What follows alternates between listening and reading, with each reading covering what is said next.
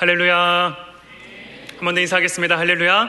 할렐루야. 우리 사랑하고 존경하는 담임 목사님과 매주 함께 나누었던 인사 교제 기억하시면서 우리 사랑하는 우리 성도님들 보시며 우리 앞뒤 좌우에 계신 성도님들 보시며 이렇게 인사하도록 하겠습니다. 샬롬 샬롬 반갑습니다. 지난 한 주간 정말 노고 많으셨습니다. 샬롬 샬롬 반갑습니다. 지난 한 주간 정말 노고 많으셨습니다. 사랑하는 성도 여러분, 한국교회 많은 성도들이 하나님이 우리의 기도에 응답하시지 않을 때 정말로 하나님이 살아계시느냐, 정말 하나님이 나를 사랑하시느냐 반문하게 된다고 합니다. 여러분은 어떠십니까? 하나님은 우리를 애태우는 분이 아니십니다. 하지만 하나님이 일하시는 방식과 그 시기, 그 방법이 우리가 예상했던 방법과 다를 때가 있어 종종 우리는 혼란스러워할 때가 있습니다. 오늘 우리가 함께 읽었던 본문 말씀 나사로의 죽음과 부활에 대한 사건은 바로 이 문제를 다루고 있는 본문입니다.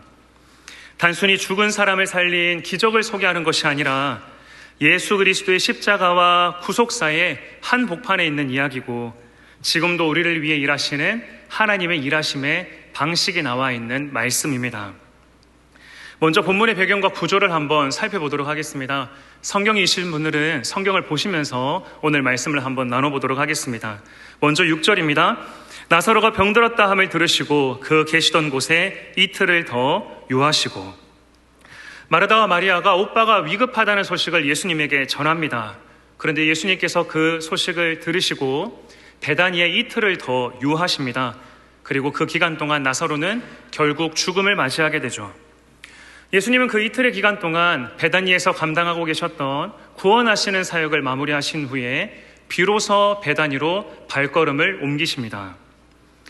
나사로의 집이 있었던 베다니라는 지역은요, 가난한 자들의 집이라는 뜻으로 여러 번 주님이 방문하시고 병든 자를 고치셨던, 주님의 사랑을 정말 많이 받았던 특별한 동네였습니다. 그리고 이 동네는 예루살렘에서 3km 정도 떨어져 있는 작은 동네이지만 유대 지역에 있는 마을이었죠. 오늘 본문을 보게 되면 제자들이 예수님과 함께 예루살렘 근처로 가는 것을, 유대 지역을 가는 것을 굉장히 부담스러워하고 있습니다. 요한복음 9장에서 예수님께서 소경을 고치시는 사건이 있었는데요, 그 사건 때문에 수많은 유대인들이 지금도 호시탐탐 예수님을 죽이기 위해 노리고 있었기 때문입니다. 그럼에도 본문 7절에서 예수님께서 다시 유대로 가자 말씀을 하시고요, 제자들은 거길 또 왜 가시냐 반문하는 이야기가 계속해서 등장하죠. 오늘 본문 이야기의 핵심 키워드는 그래서 죽음입니다. 나사로가 죽고 부활하는 단순한 개인의 이야기가 아니라 예수 그리스도의 죽음과도 긴밀하게 연결되어 있기 때문입니다. 실제로 이 이야기의 결론도 예수님의 죽음을 예표하면서 마무리되게 됩니다. 50절 말씀입니다. 한 사람이 백성을 위하여 죽어서 온 민족이 망하지 않게 되는 것이 너희에게 유익한 줄을 생각지 아니하는도다 하였으니. 대제사장이 백성을 위해서 한 사람이 죽는 것이 모두에게 유익하다 선언하면서 이 이야기가 끝이 나게 됩니다. 그리고 이 모든 이야기를요, 요한복음 12장 1절이 이렇게 이어받아서 그 다음 이야기를 진행해 나갑니다. 6월절 엿새 전에 예수께서 베다니에 이르시니. 엿새 전에라는 단어에 여러분들 주목해 보십시오. 이 모든 일이 예수님이 십자가 지시는 6월절 사건 전에 일어났다고 이야기하고 있습니다. 그러니까 주님께서는 아주 정확하게 계획하시고 그 계획에 따라 움직이고 계신 겁니다. 주일에 성전에 입성하시고 성전을 깨끗하게 하신 후에 화요일에 천국의 복음을 전하시고 수요일에, 목요일에, 금요일에 성만찬과 세족식과 십자가에 못 박히시기까지 모든 것들을 계획하시고 그 계획에 따라 움직이고 계신 것이죠. 그리고 이 모든 계획의 첫걸음을 베다니가 될 수 있도록 지금 발걸음을 옮기고 계신 것입니다.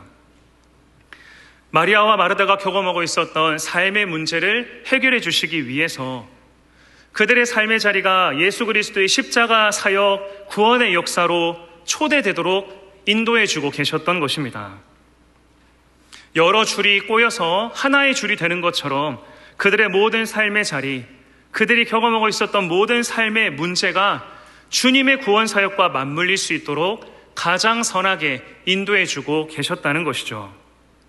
이 일을 위해서 이틀을 요하시며 그들을 위한 가장 선한 것을 위해 하나님의 뜻과 지혜를 구하고 계셨던 것입니다.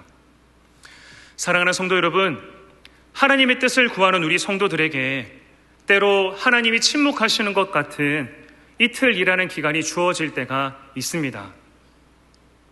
하나님이 나를 위해 무엇을 하고 계신지 전혀 알 수 없는 깊은 밤을 우리는 지나가기도 합니다. 하지만 밤하늘이 짙을수록 그 별은 더 아름답게 빛납니다.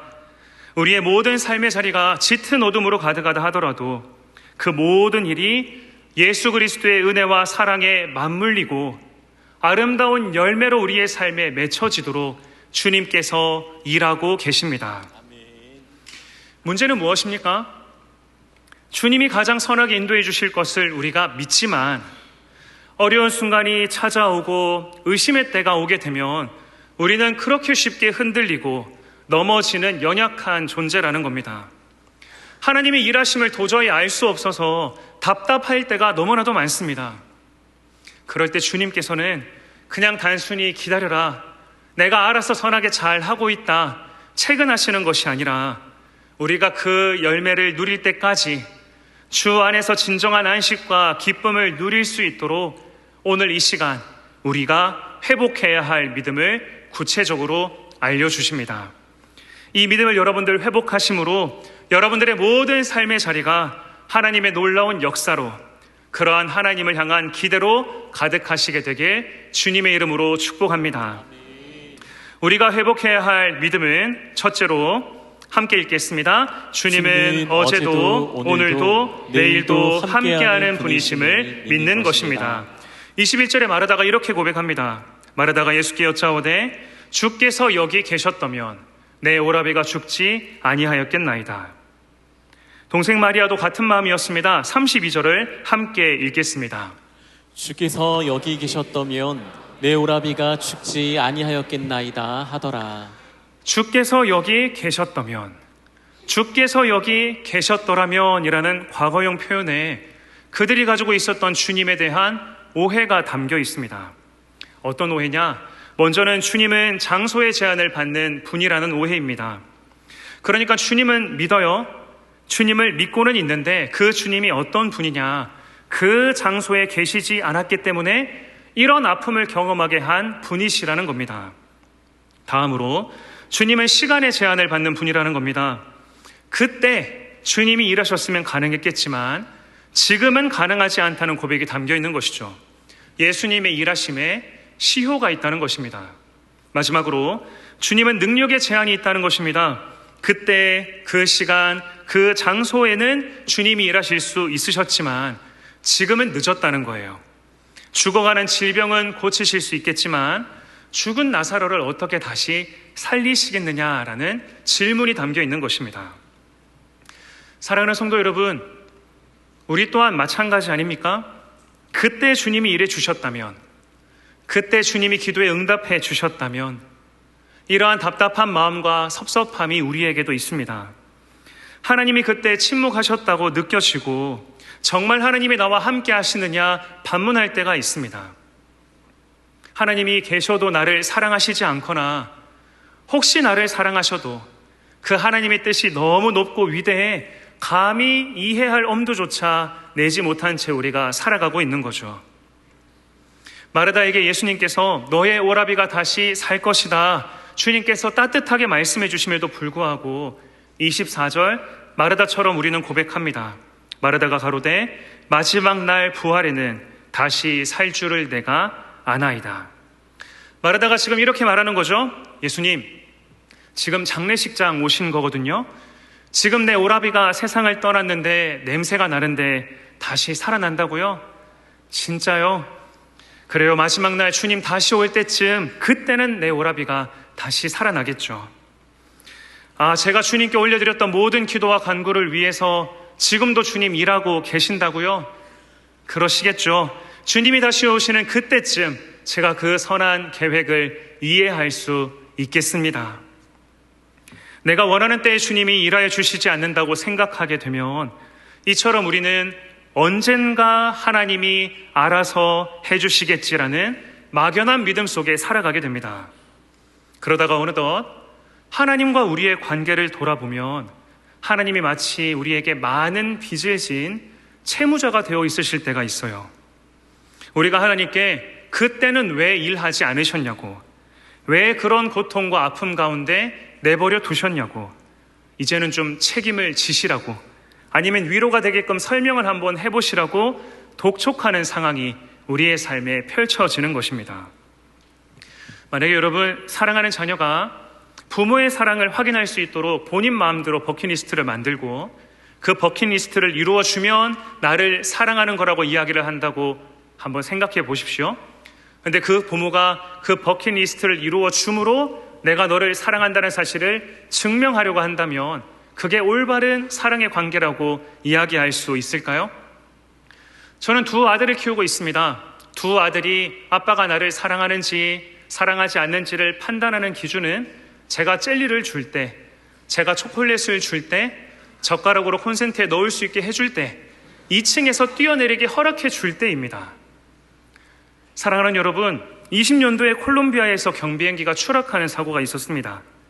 탑승한 성인 남녀 3명이 숨지고 생후 18개월 아기만 생존하게 되었는데 숨진 어머니가 끝까지 자신의 몸으로 아기를 감싸 안아서 이 아기는 생명을 구할 수가 있었습니다.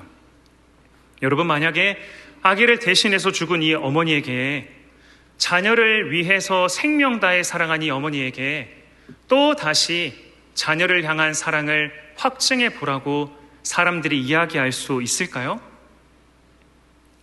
왜 하나님은 자신의 하나뿐인 아들을 우리를 대신해서 죽이셨음에도 불구하고 왜 우리를 향하신 사랑을 매 순간 매일마다 확증하셔야 하는 것일까요?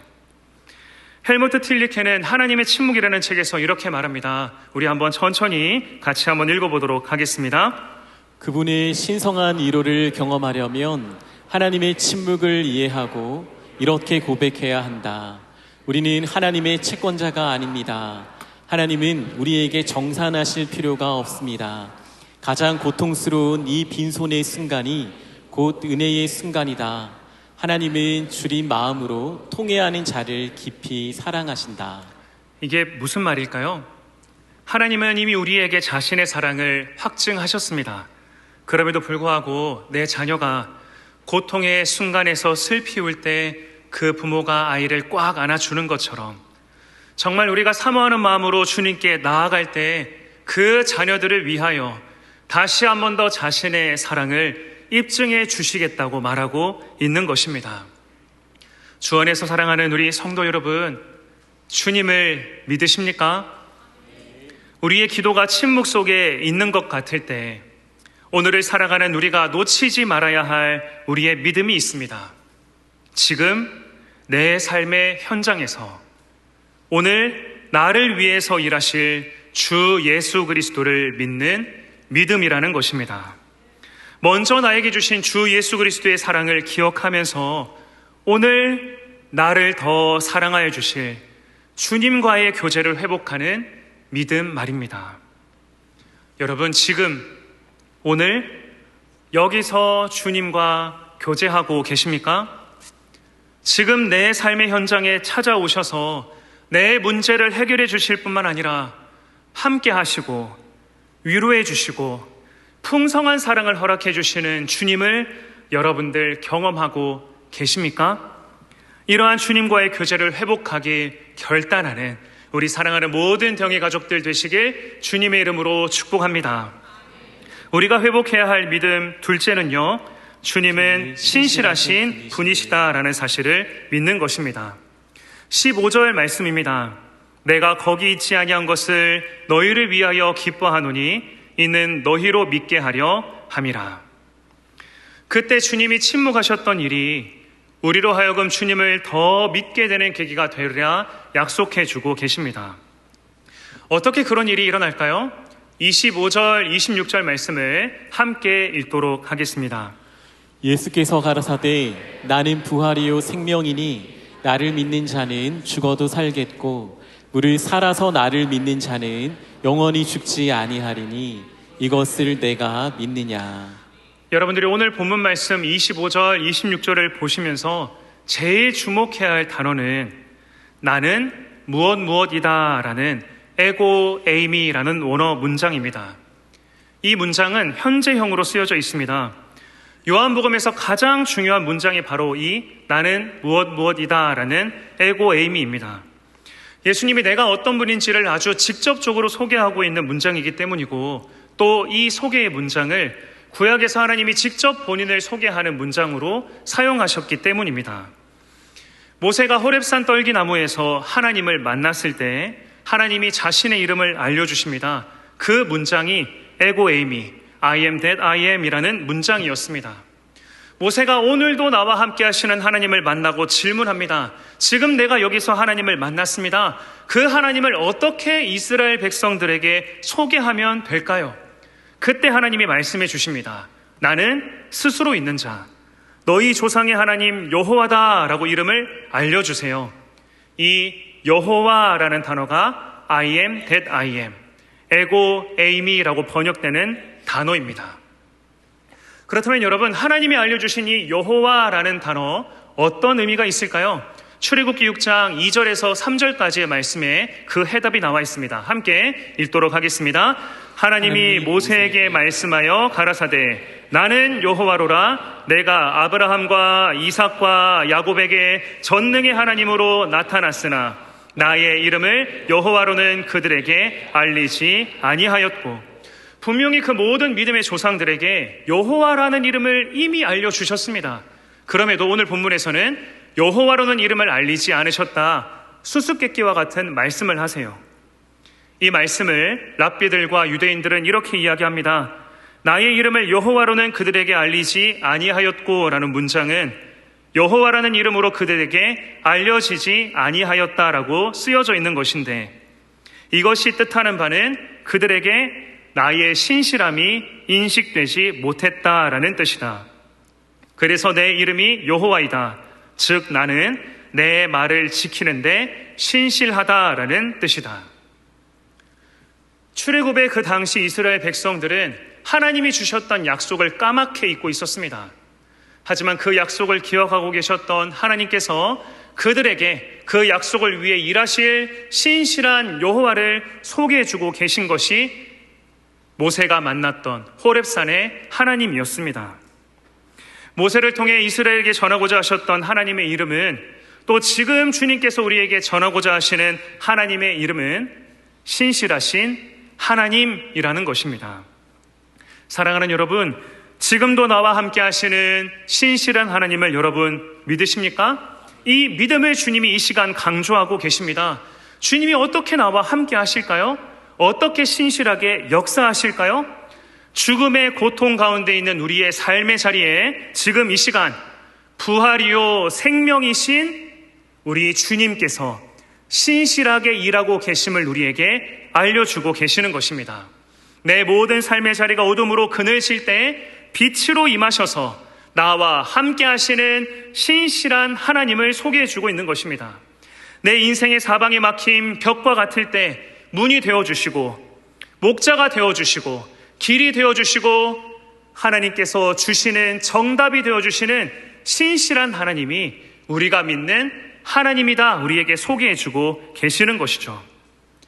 내 삶의 현장이 어떠하다 하더라도, 내가 어떤 삶을 살아왔다 하더라도, 어떤 사람의 판단 앞에 내가 서 있다 하더라도 신실한 주님이 지금 나와 함께하고 계시기 때문에 우리가 살 수 있다고 고백하게 됨을 주님께서 말씀해주고 계시는 것입니다. 그 신실하신 주님을 믿는 사람, 그때 내가 믿으면 영광을 보리라 말씀하신 주님의 약속처럼 신실하신 하나님을 붙잡는 모든 성도들 주의 영광을 보게 될 것입니다. 여기서 말하는 영광은요, 내가 바라는 것, 내가 소원하는 것, 내가 꿈꾸는 것, 내가 하나님께 이때까지 간절히 바래왔던 모든 기도와 간구가 이루어지는 기쁨에서 끝나는 것이 아니라 그렇게 일하신 하나님으로 말미암아 내가 기뻐하고 정말 이렇게 선하게 인도해 주신 하나님으로 말미암아 행복하게 되면서 와, 정말 하나님이 살아계시는군요. 정말 하나님이 나를 위해 신실하게 일하고 계시는군요. 그러한 신실하신 하나님을 만나고 그 하나님의 영광을 삶에서 경험하는 그 영광을 경험하게 될 것이라는 하나님의 약속인 것입니다. 사랑하는 성도 여러분, 지금 여기 내 처절한 삶의 현장에서 역사하시는 신실하신 주님을 믿는 믿음, 그렇게 일하실 주님을 기대하는 믿음의 소유자 되시길 주님의 이름으로 축원합니다. 아멘. 우리가 회복할 믿음을 주님께서 알려주고 계십니다. 한번 복습하도록 하겠습니다. 첫째로, 주님은 어제도 오늘도 내일도 함께하는 분이심을 믿는 것입니다. 둘째로, 주님은 신실하신 분이심을 믿는 것입니다. 셋째로, 주님은 우리의 믿음을 치료하시는 분이심을 믿는 것입니다. 25절 26절에 다시 한번 읽겠습니다. 나는 부활이요 생명이니 나를 믿는 자는 죽어도 살겠고 무릇 살아서 나를 믿는 자는 영원히 죽지 아니하리니 이것을 내가 믿느냐. 신실하신 하나님을, 부활이고 생명이신 주님을 믿느냐라는 질문에 마르다가 화들짝 놀라서 이렇게 대답합니다.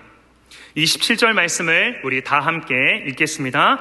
가로되 주여 그러하외다. 주는 그리스도시요 세상에 오시는 하나님의 아들이신 줄 내가 믿나이다. 아멘. 마르다는 이제 세상에 오시는 하나님의 아들을 믿습니다 고백하고 있습니다. 세상에 오시는 현재 시제로 되어 있는데요, 나사로의 죽음으로 과거에 매여 있었던 마르다가, 막연하게 일하여 주실 하나님을 기대하고 있었던 마르다가 지금 오늘 나를 위해 일하여 주실 주님을 고백하고 있는 것입니다. 27절의 마르다의 고백은 놀라운 믿음을 표현하고 있습니다. 먼저는 주님은 시간을 초월하는 분이심을 내가 믿는다는 고백이고, 둘째는 주님은 장소를 초월하는 분이심을 내가 믿는다는 고백이 담겨 있으며, 마지막으로 주님은 모든 문제를 초월하는 분이시다라는 사실을 믿는 믿음이 포함되어 있는 고백입니다. 그런데 여러분, 이렇게 멋지게 자신의 믿음을 고백한 마르다가 무덤 앞에서는 이렇게 이야기합니다. 39절 같이 한번 읽어보겠습니다.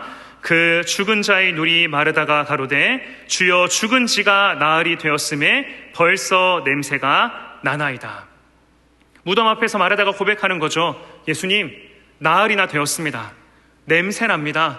돌을 옮기실 필요가 없습니다. 이제는 그 문제를 위해서 일하실 필요가 없습니다. 이야기하는 거죠.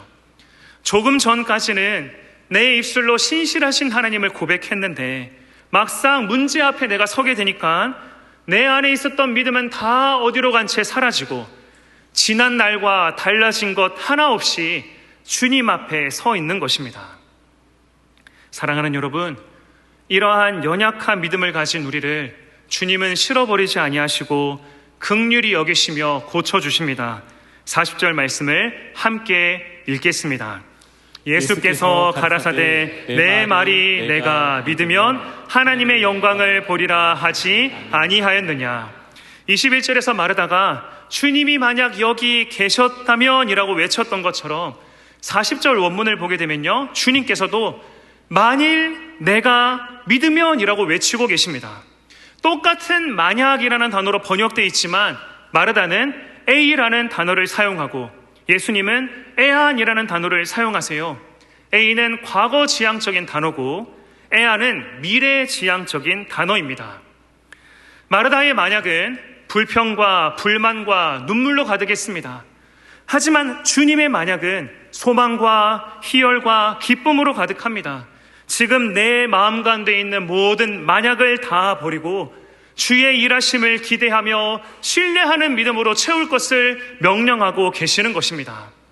그러므로 사랑하는 성도 여러분, 과거와 상황과 자신과 그 사람과 그 사건과 그 문제에 빠져서 하나님과 주변 사람들에게 원망, 불평, 교만하고 절망, 불안, 분노하지 마시고 나를 위해 지금도 일하고 계시는, 또 가장 선하게 일하고 계시는 하나님을 바라보며 하나님을 기대하고 하나님 줄을 더 꽉 붙드는 우리 모든 사랑하는 우리 대영의 가족들 되시길 주님의 이름으로 축복합니다. 믿음은 바라보는 것입니다. 우리의 삶의 자리가 녹록치 않습니다. 취업의 문제도 참 어렵고 분열되어 있는 나라의 상황도 참 마음이 아프고 다음 세대 우리 아이들이 처한 상황도 어떻게 우리가 해결할 수 있을까 많은 애통함이 우리에게 있습니다. 우리가 직면하고 있는 대내외 상황들도 마찬가지입니다. 이 모든 상황들을 바라보면 무덤 문이 닫힌 것처럼 탈출구가 전혀 없어 보이는 상황들이 계속 지속되고 있습니다. 41절을 한번 보십시오. 예수께서 눈을 들어 우러러 보시고, 여기에 주님의 시선을 여러분 놓치지 마시기 바랍니다. 모든 사람들이 나사로의 무덤만 바라보고 있습니다. 과거의 문제만 바라보고 있습니다. 해결할 수 없는 문제만 계속해서 묵상하고 있습니다. 냄새나고 썩어질 절망의 현장만을 그들은 바라보고 있습니다. 하지만 오직 한 분, 주님은 아니십니다. 탄식하지 않으십니다. 오히려 예수님의 시선은 하늘을 향하고 계시고 하늘 아버지의 일하심을 기대하고 계십니다. 절망적인 현장만 바라본다고 문제가 해결되지는 않습니다. 우리의 눈을 열어 하늘을 바라봐야 합니다. 그렇게 우리의 시선을 하나님께 둘 때 우리는 예수님처럼 아버지여 내 말 들으신 것을 감사하나이다 고백하게 되는 영광의 순간, 회복의 순간을 경험하게 될 것입니다. 결론을 맺겠습니다. 담임 목사님께서 말씀해 주신 것처럼 하나님께 시선을 두는 것, 하나님의 얼굴을 구한다는 것은 하나님과의 관계의 회복을 의미하는 것입니다. 여러분, 하나님과 지금 어떤 관계 가운데 거하고 계십니까? 여러분의 모든 상황들 하나님과의 교제 없이 충분히 괜찮으십니까? 언제나 올바르게 우리가 살 수 없고 항상 우리는 죄를 짓지만 또 어떤 순간에 비겁하게 도망치기도 하지만 그럼에도 하나님의 얼굴을 구하고 하나님과의 관계를 점검하고 그 관계를 회복하기로 결단할 때 우리의 삶에 변화가 일어남을 여러분들 기억하시길 주님의 이름으로 축복합니다. 예배의 자리를 회복하고 주님 앞으로 나아가는 기도를 회복할 때 주의 영광을 내 삶의 자리에서 경험하게 될 것입니다. 주님은 살아계십니다. 전심으로 자기를 찾는 모든 자녀들에게 은혜 베푸시고 믿음의 주인이고 우리의 믿음을 온전케 하시는 주 예수 그리스도를 바라봄으로 그 하나님의 회복을 경험하는 우리 모든 주의 자녀들 되시길 간절히 축원합니다. 함께 이렇게 일하실 주님을 기대하며 찬양하며 나아가도록 하겠습니다.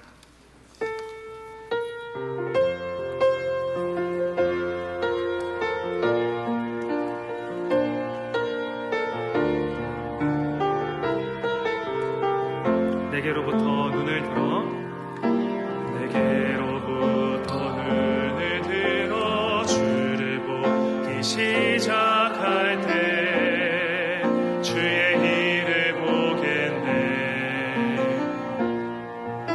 내 작은 마음 돌이키사 하늘에 꿈꾸게 하네.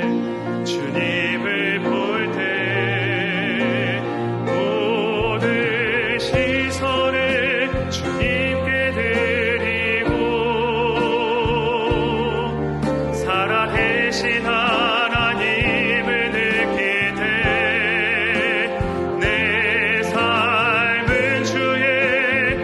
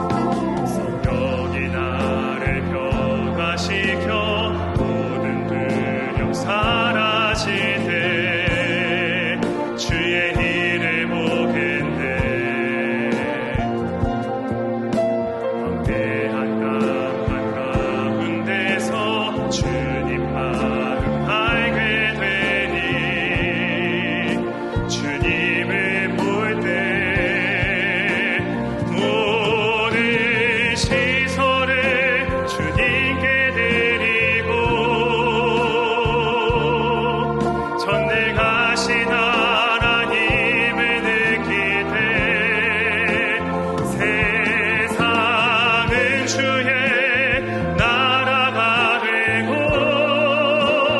하나님이 일하기 시작. 모든 시선을 주님께 드리고 모든 시선을 주님께 드리고 살아계신 하나님을 느낄 때 살아계신 하나님을 느낄 때 내 삶은 주의 역사가 되고 하나님이 이러한 마음으로 한 번 더 마지막으로 고백하겠습니다. 모든 시선을 주님께 드리고 살아계신 하나님을 느낄 때 내 삶은 주의 역사가 되고 하나님이 일하기 시작하네. 주신 말씀 기억하며 함께 기도 제목을 읽고 함께 기도하도록 하겠습니다. 함께 기도 제목 읽도록 하겠습니다. 우리 함께 이 시간 눈을 감고 기도하며 나아가도록 하겠습니다. 하나님, 우리의 삶의 자리를 바라보면 무덤 문이 막힌 것처럼 우리가 헤쳐나갈 수 없는 어려운 상황들이 이 시간 있음을 고백합니다. 하나님이 언젠가 선하게 인도해 주시겠지 막연한 기대로 우리가 살아갈 때가 너무나 많지만 주님은 오늘 이 시간 우리를 위해 일하여 주실 뿐만 아니라 우리를 위로해 주시고 우리와 함께 하시는 신실한 하나님이심을 이 시간 고백하며 나아갑니다. 주님, 우리의 연약한 믿음을 긍휼히 여겨 주시옵소서. 우리의 믿음을 도우시고 하나님 아버지를 향한 간절한 기대와 하나님 아버지를 향한 분명한 믿음을 우리에게 허락하여 주시옵소서. 이 하나님 아버지를 향한 기대로 말미암아 우리의 시선이 항상 하나님을 향할 수 있도록 인도해 주시고 그 하나님과의 교제가 회복된 후로 우리의 모든 삶의 자리가 주의 영광을 바라보게 되는 은혜의 자리 되게 하여 주시옵소서 하며 이 시간 합심하여 기도하도록 하겠습니다. 하나님 아버지 감사합니다. 하나님, 이 시간 우리 가운데 함께 해주시고 우리의 모든 삶의 자리에 모든 자리마다 주의 영광이 하나님의 놀라운 역사가 임하길 간절히 소망합니다.